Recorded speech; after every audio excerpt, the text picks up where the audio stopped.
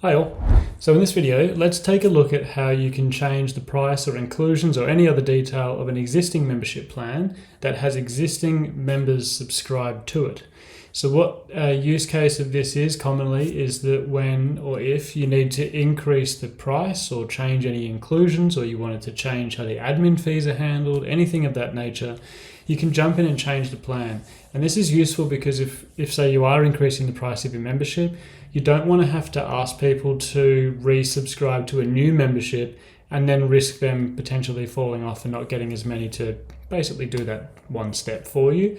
So what you can do is you can change the price and or inclusions of the existing plan, and it will automatically charge them on the renewal date of that. Now this does require you, as you normally would, to make sure that you're telling your members that you are doing this, and you'll need to acknowledge and accept that responsibility as part of editing a membership plan that already has subscribers. So any changes, you'll need to acknowledge that. But let's have a look. I'll show you what's involved.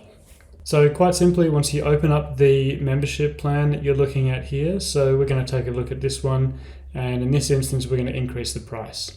So we're going to increase this price here, and we'll see this changes, and of course the revenue goes up, so that's perfect, that's what we're after.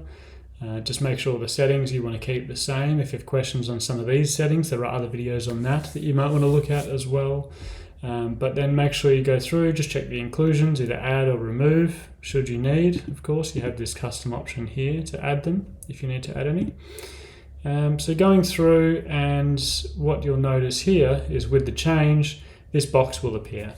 Now this box says that there are 5 existing members on this membership plan, and you have to acknowledge that all changes and onus is on yourself for changing this without them specifically signing up. So this does require you to notify people. Now in common scenarios where you have a fixed renewal date and you might communicate with your members and tell them that a change is coming, this is an instance where you would do that, and you would ask them to let you know if they want out, in which case you can then obviously deactivate or stop them from renewing. But you'll need to just click this acknowledge and continue box to make sure that you've read this and understand, and hit save. And that's done. So that's how you update any membership plan that has existing subscribers. You do it exactly how you would in terms of making or editing any plan prior to it having members. The only difference is that there is an acknowledgement box down the bottom that acknowledges that you will be communicating this with your membership base as well. So make sure you do that, do it properly, and let us know if you have any questions at all. We're always here, and we'll speak to you soon. Thank you.